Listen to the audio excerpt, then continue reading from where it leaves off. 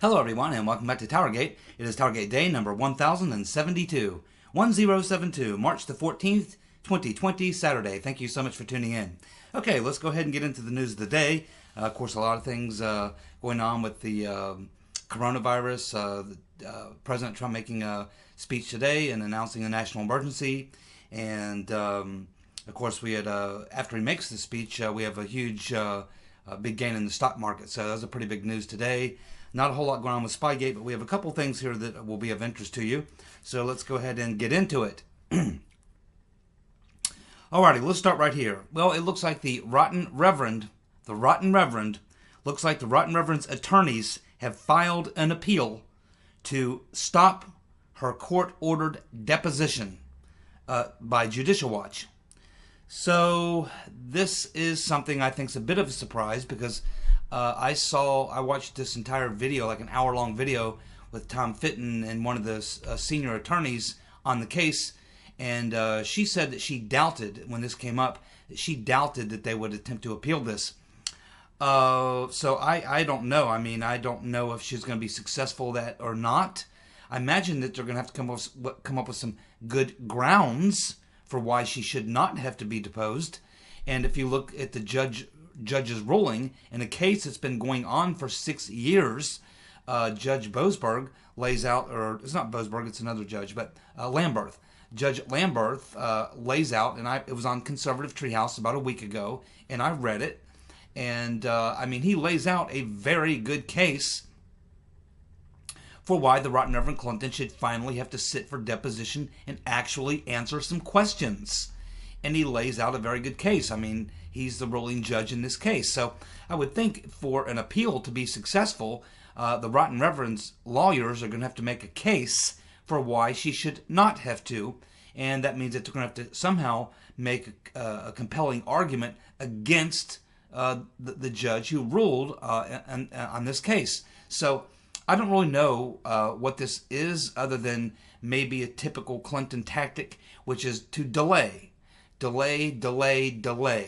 the Clintons know that they're beat in a legal case, they have so much money that they will just continue to delay. And maybe she thinks she can delay this until, however long she thinks she needs to. Obviously, she doesn't want this coming up when she has her sights set on the Democratic nomination in 2020. And that's what she, so she may think she can put this off for a year or what have you and get it tangled up in the courts. And this is why it's taken 6 years to get to this point. Because every time they get to a certain point, the Rotten Reverend Clinton and her attorneys find a friendly judge and they get some sort of a delay. And so this is the typical tactics of the Clintons. This is why they're rarely ever brought to justice, is because eventually people get tired of pursuing them. They run out of money or patience or interest, and they just throw their hands up and give up. Fortunately, with Judicial Watch, this is not going to happen. You can bet that they'll be making an argument against the appeal. You can bet that they'll have the judge's ruling that they're going to supply to the court. And I imagine that that's where this is going to come down to. You have a previous court ruling by a judge, and in order to overturn that, the lawyers for the Rotten Reverend Clinton and the judge hearing this appeal case is going to have to make a rational, reasonable argument why the previous ruling by the judge is incorrect. And I think they're going to have a very difficult time with that, based on the fact that we have a 6-year track record of where this case has been. So I'll be very surprised to see this ruling overturned. I think it's more of a delay tactic. The Rotten Reverend Clinton needs to be able to put this off until at least the convention, at which point, if it goes forward at that time, she can just simply use that as a political tactic and say, see, they're afraid of me. It's the establishment going after me. It's this great conspiracy against me, and she'll try to turn it. But I really hope that that doesn't happen in this case. I hope that there's a quick hearing on this matter, and that the appeals court, although we know how the appeals courts work, and they'll probably find a judge that's friendly to the Rotten Reverend Clinton. So, my guess is we know that Judicial Watch is not going to quit pursuing this. And I think that the Right Reverend Clinton knows that eventually she will lose. And eventually she will have to stand for deposition. But obviously, the delay tactic is where it is now. It's the tactic that the Clintons always use. And I think we can expect more of it. But as I said, I was watching this video with Judicial Watch interviewing the lead attorney. And she seemed to suggest, when Tom Fitton asked her, she seemed to suggest that no, she did not believe that they would attempt an appeal. Apparently she hasn't been watching the Right Reverend Clinton for as long as I have. And why would the Right Reverend Clinton not want to go ahead and just sit down and give a deposition? And what's the underlying point that they want to know? Why did she have a private server? Her original excuse was convenience. But everybody knows that's not true. If anything, it was a far more complex issue setting up the private server and a way to do an in-run around all the normal protocols that are in place to capture and collect this information from a government official. So she knew exactly what she was doing when she did this. And there was a reason why. And it definitely was not convenience. And that's why it's going to be a very tough sell to a judge unless you get an Obama appointee judge friendly to the Right Reverend Clinton, which is likely, at least 50-50, I would say. And that's what they're hoping for. But she's going to have to do way better than saying she did it for convenience, because it was anything but convenient. Well, I guess most of you have heard about this following story, this next story, which did not surprise me at all, because I suspected there was something really wrong with this guy, if you know what I mean.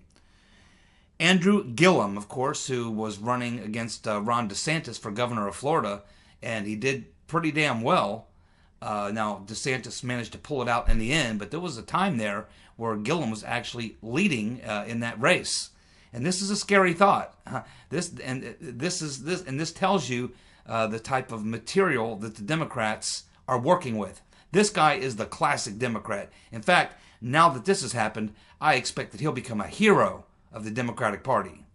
So we have Andrew Gillum, who was found in a Miami hotel Friday morning, along with two other men who were experiencing an overdose on methamphetamine. Now, Gillum was too drunk to give a statement when the police and the paramedics arrived. They did find bags of methamphetamine, but it appears that the cops are saying now that they are not going to pursue this as a criminal matter at this time. Of course not. But I can guarantee you, if that was a Republican, he'd be in jail right now.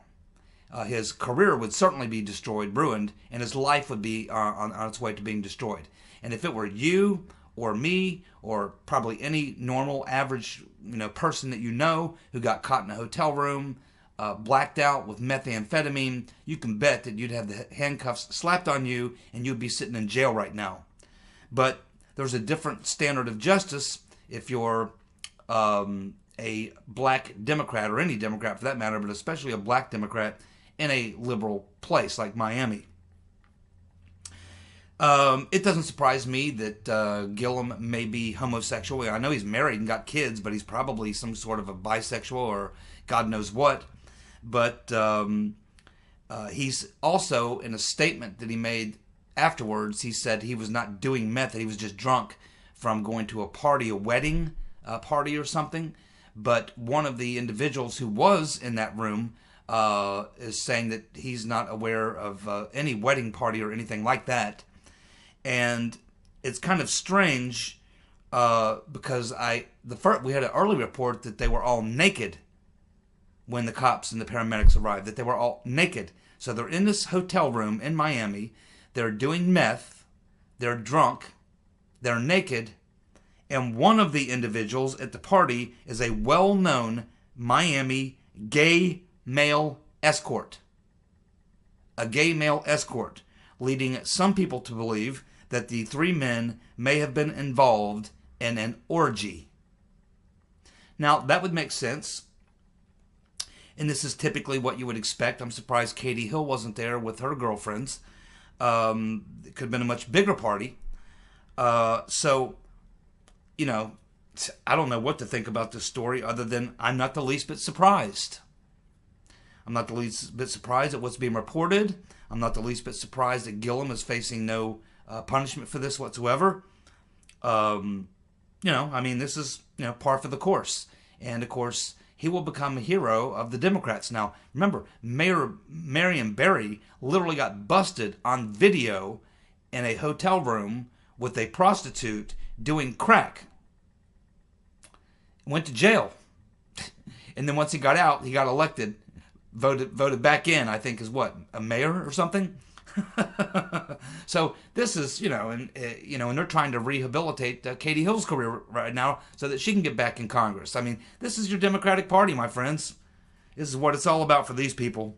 But I'm not surprised to hear this about Gillum. I suspected there was something wrong with that guy. Oh, but he'll be back in 6 years running for governor again, or maybe running for the Senate or something. He'll be running for something. And this will all be swept under the rug. You can bet. Well, it looks like Burisma Joe is out there offering his advice to anyone who cares to listen. I would not be one of those people. I would never take advice from Burisma Joe, other than if he says something, I would do the complete opposite. But we have Burisma Joe advising Americans to stop hugging each other. I think the only person I'm aware of, really, that's out there hugging strangers, particularly kids, and sniffing their hair, is Burisma Joe. Now, most Americans are smart enough to know in the middle of a pandemic, now you're probably not going to be shaking hands, hugging, and kissing on people. Most people know that. But Burisma Joe, I guess he thinks that we need his wisdom to remind us all of that. This guy is way sick. This guy is demented. I don't know how serious the condition is, how far advanced it is, but he's clearly demented. I mean, this is, the fact that he would even say this, it's it's like, don't fire up that cigarette while you're pumping gas there at the gas pump. I mean, it's like automatic stuff that people by now know. We didn't really need Burisma Joe to tell us to stop hugging people in the middle of a pandemic. We didn't really need that, but I guess thanks anyway. Maybe he should take his own advice. But here's what I'll tell you what I think we'll see. Probably in the next week, probably sooner than that, we'll actually see Biden out there hugging people and sniffing their hair. He won't take his own advice because he probably, as soon as he made the statement, probably forgot that he even made the statement. That's how bad it is for Burisma Joe. And as far as being a slimeball politician, we have both Burisma Joe and the Democratic Party, the DNC, literally fundraising off the coronavirus. Yeah, they're out there fundraising off the coronavirus, sending out fundraising letters and things and such. So this is the despicable demo commies in their natural habitat. This is what we should expect from them. This is what we always get. And the longer Trump is in office, the crazier they get. As I said, we have two major issues going on in this country right now. Of course, we have the coronavirus, which we're being careful with and watching and taking precautions. And then we have, of course, Trump derangement syndrome. Now, I think ultimately, in the long run, Trump derangement syndrome will end up being far more impactful than coronavirus will be. Because coronavirus will eventually tail off and go away. And we'll find an antidote and everything will go back to normal. But for people with Trump derangement syndrome, they continue to get worse and worse and worse. And it continues to go largely untreated. I think that what they need is to go to a Trump rally. That might cure some of them. But they'll never get there. So I think that the real issue we ought to be focused on is Trump derangement syndrome. That is where I see a lot of the real potential for a lot of people ending up in severe, conditions, mental hospitals, maybe even the grave. When Trump wins again in 2020 in a bigger landslide than he did in 2016, I expect that we are going to start to see some of the more severe consequences of Trump derangement syndrome. Let's see. Well, we have Rick Grinnell has now implemented a hiring freeze at the ODNI. Of course, while we're waiting for John Ratcliffe to be, he's been nominated. We're waiting for him to be confirmed to that position. But in the meantime, Rick Grinnell is holding down the fort. And of course, he's got Kash Patel pointing out who all the deep state actors are, and they are getting rid of them, sending them pink slips every day. But in addition to that, they're also having this freeze, so they can't keep moving in more deep staters to replace the ones that they're tossing out. And they realize this is happening. They're out there giving pink slips to these deep staters at the Director of National Intelligence, and as they're giving out the pink slips, they're stacking and packing these people back in. So they realize this is happening, so now they've implemented a freeze at the ODNI, and they're now freezing. And this, I guess, cuts across all the intelligence agencies, and so they're definitely clamping down on it and getting a handle on it. It's going to take some time to weed all these people out. And then, of course, once Ratcliffe gets in there, that should be pretty good timing, because that should be about the time that Durham will be wrapping up his investigation, assuming that you believe that that's going to happen in late spring, early summer, as we've been told. And I believe it probably is true, because I am absolutely 100% certain that Durham, and especially Barr and Trump, they do not want this all to be going down during the general election. They really want this to be completed, as far as the investigation part of it, completed before the general election starts. Otherwise, it will literally get turned into such a political football that it will be nearly impossible to prosecute any of the deep state perps. So I think there's probably is a big push with Durham and Barr to get this wrapped up, at least ways finishing the investigation before the general election begins.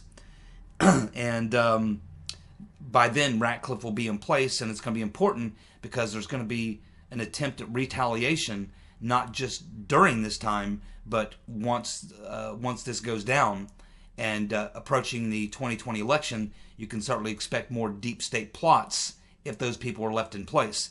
So Ratcliffe's appointment is there mainly to make sure that the deep state cannot use the intelligence agencies against Trump again in 2020. And of course, by the time he takes over, Grinnell and Kash Patel will likely have put a severe dent in a lot of the deep state activities going on there, and will have weeded out a lot of the bad guys.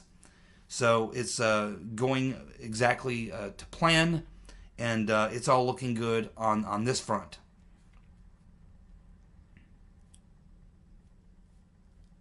Looks like the Democrats are going to cancel the Louisiana primary over coronavirus. There's talk of canceling other primaries. There's talk of canceling the debates, which would be a very wise move if you are the Democrats. You really don't want Biden out there in a debate one-on-one with Bernie. And, of course, you even have people talking about canceling or postponing the 2020 election. Yeah, let's just go ahead and postpone. No. See, this would actually be very good for the Democrats, because they know they're going to lose to Trump and that he's going to win big, even bigger than he did in 2016. 2016, the 2020 election will likely cost the Democrats the House. They'll probably lose seats in the Senate. So they're looking to get their ass kicked royally, and they're going to have a big embarrassment as well, not to mention the division in the party is going to rip this party apart. The best thing that could happen for the Demo-commies is to cancel the 2020 elections or postpone them indefinitely. Just go ahead and postpone them indefinitely. Let Trump have 4 more years. He's going to win anyway. And the Democrats can avoid the train wreck that's going to happen as a result of just participating in the 2020 election. So it may not be a bad strategy for the Demo-commies to just allow Trump to continue on for 4 more years while they figure out what they're going to do. That's actually probably a pretty good strategy if you're the Democrats. But I doubt that's going to happen. Well, we are getting new polling numbers that indicate that that now there are 4 other states that are seriously in play for Trump in 2020. that they hadn't even thought might be in play. Those states would be New Hampshire, Minnesota, Nevada, and New Mexico. These states are now in play, and they're looking at these numbers and looking at when these numbers really flipped. And it appears that it was the failed impeachment effort by the Demo commies that really swung some of these states by 15, 20 points, have swung after the attempted impeachment. So the fallout from the failed impeachment effort appears to be really taking its toll, and it could show up in other states as well. So we're looking at Trump. He won 30 states in 2016. It's looking right now like he could easily win 35. And if this continues on its current path, he could win maybe 40 states. It depends on how bad Joe Biden fails, or whether or not they try to bring in the Reverend Clinton when it becomes obvious that Biden is not mentally capable of handling this. I think if Hillary gets in there, Trump could win 40 states. The fallout from the failed impeachment effort is still taking its toll, and Trump is picking up steam. And I think he's doing a fantastic job with handling the pandemic. I think everything's going to be fine. I think it's like any of these other type of viruses. I've seen many of these things come and go. They run their course, and the timing's pretty good because it's coming at the end of the winter, at the beginning of spring. And so as temperatures warm, the virus will have less impact. They've got a full-scale press on dealing with this. We've shut down flights from Europe, from China, from other places, countries where people are infected. So we're doing a pretty good job of it. I think Trump's done a really great job of managing this. He inherited a lot of bad bureaucratic incompetency and failures from the Obama administration, but they're getting that worked out. And I think ultimately, as much as the Demo commies have been trying to make this look like it's going to be the silver bullet that will take down Trump, I actually believe that when this thing finally runs its course, that Trump's going to actually gain points out of this, and he's going to come out of it looking like he did a really good job, which I believe he and the administration is doing a pretty damn good job in a very difficult situation. So again, I think that this will backfire like everything else the Demo commies do, because they are flat out incompetent. I mean, these are incompetent people. Watch Madame Botox's last 2 or 3 press conferences. I mean, she's completely incompetent. Tom Perez over at the DNC is almost like a ghost. I mean, it's like there's no one leading the Democratic Party right now. There is no leader. And if Biden becomes the nominee, he essentially becomes the leader of the Democratic Party. And he just put in place the person to run his campaign for the duration, Beto's ex-campaign manager. Why he would choose a loser like that, I don't know. But, you know, it's a mess for the Democratic Party, and I couldn't be happier.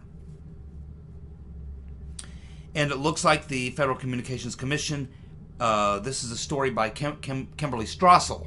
Kimberly Strassel has got a story that she has spoken to people at the FCC, and she has learned that they are considering some sort of action against Adam the Bug-Eyed Fool Schiff for his secret subpoenas of call records from Nunes, Giuliani, John Solomon, and others. And that this is, the FCC is seeing this as kind of an abuse of power. This is something that's really never been done before. And there have been cases where there have been records subpoenaed, but they've not been used to go public with them. They've not been used in a political way.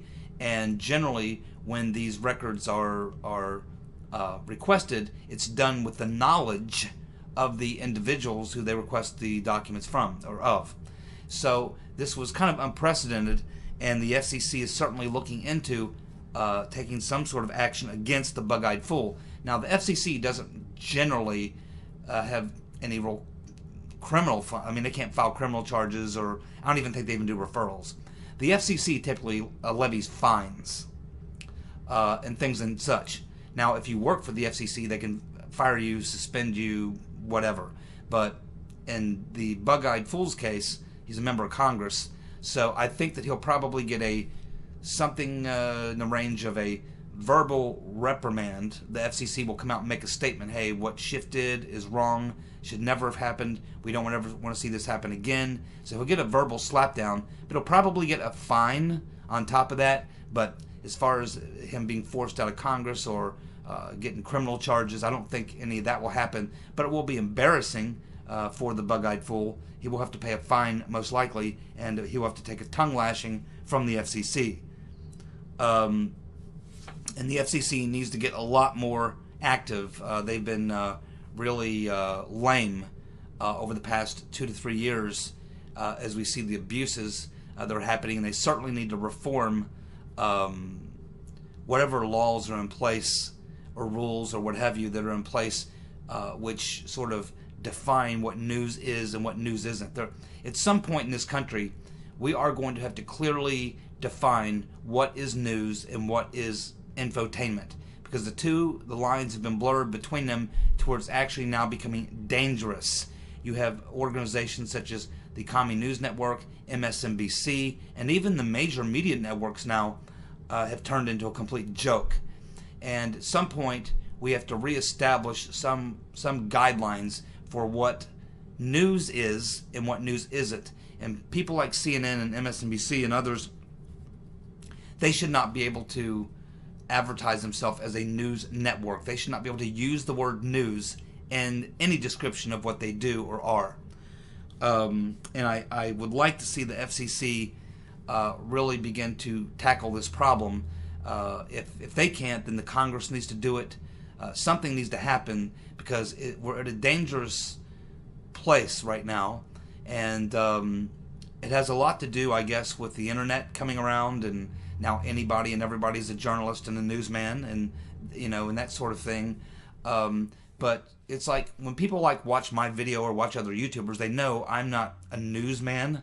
I'm a person who gives a political opinion. I mean, I'm basically following the Spygate story, but in lieu of there not being much to talk about there, I do talk about other things, but I'm simply offering my opinion. Now, I will read news headlines and comment on the news headlines, but I'm not the guy out there, the gumshoe reporter out there digging up the stories and presenting these news stories.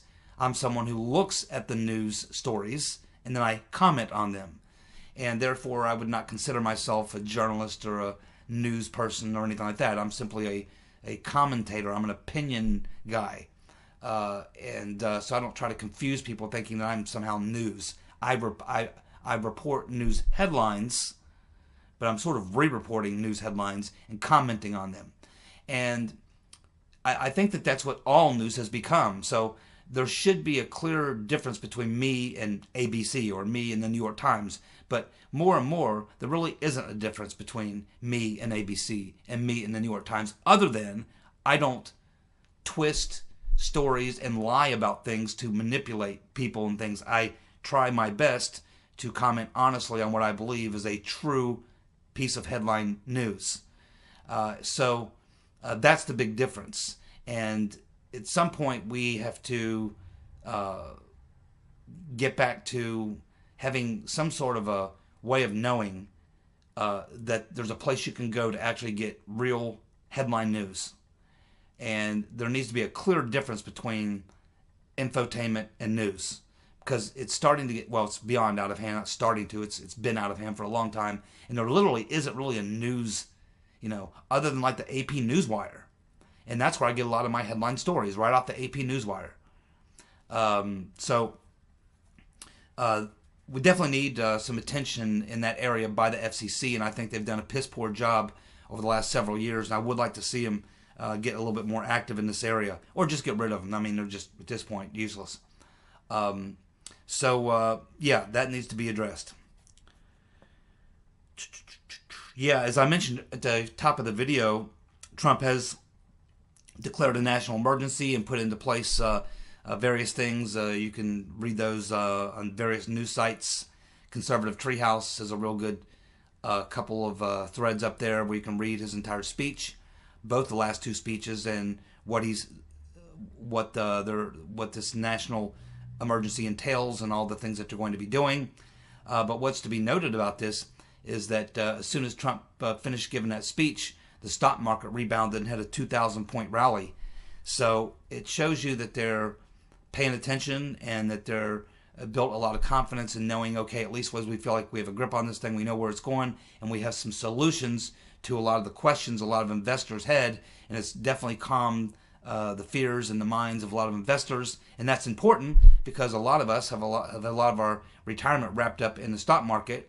We understand there's going to be these types of situations, and once this is over, the gains will all come back, and I think whatever we lost in this deal will gain back. We're still way ahead of what we were before. So, I think probably still doing better than, I think your stock's probably you're still holding more than you were when Trump took office. So even with all the declines we've had, I think you're still doing better. But I think that we'll get back up into the 30,000 range within weeks, if not a couple of months after this thing has subsided. So, that was good to see the market come back with that, move, and it shows that there is confidence that this thing's going to run its course and the basic fundamentals are sound. The president and his people around him have a plan and they have a handle on things, and everybody just needs to practice basic good hygiene and take whatever precautionary measures you can to try to make sure we all get through this as quickly as possible together, and the sooner we get through this thing, the sooner we can all go back to our normal lives.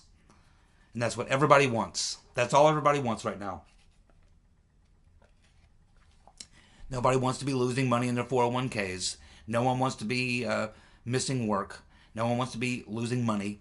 No one wants to see the baseball season canceled. No one wants to see the basketball or hockey season canceled. No one wants to see, especially in election years, seeing primaries canceled, debates canceled. No one wants rallies are being canceled. Trump had to cancel three rallies this week. No one wants to see any of this. Okay, Republican, Democrat, Independent. I don't care what your stripes are.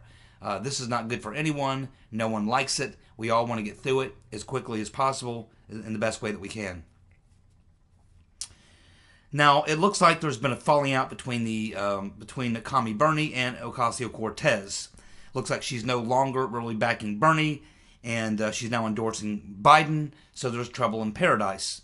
And we saw the cracks beginning here when Ocasio-Cortez, the wild-eyed commie, went out and started talking about getting rid of ICE at a Bernie rally, and she got scolded for that. And then Joe Rogan made this sort of endorsement for Bernie, and Bernie thanked him or whatever, and that pissed off Ocasio-Cortez and the progressives because they think Joe Rogan is on the right, when in fact he's kind of liberal.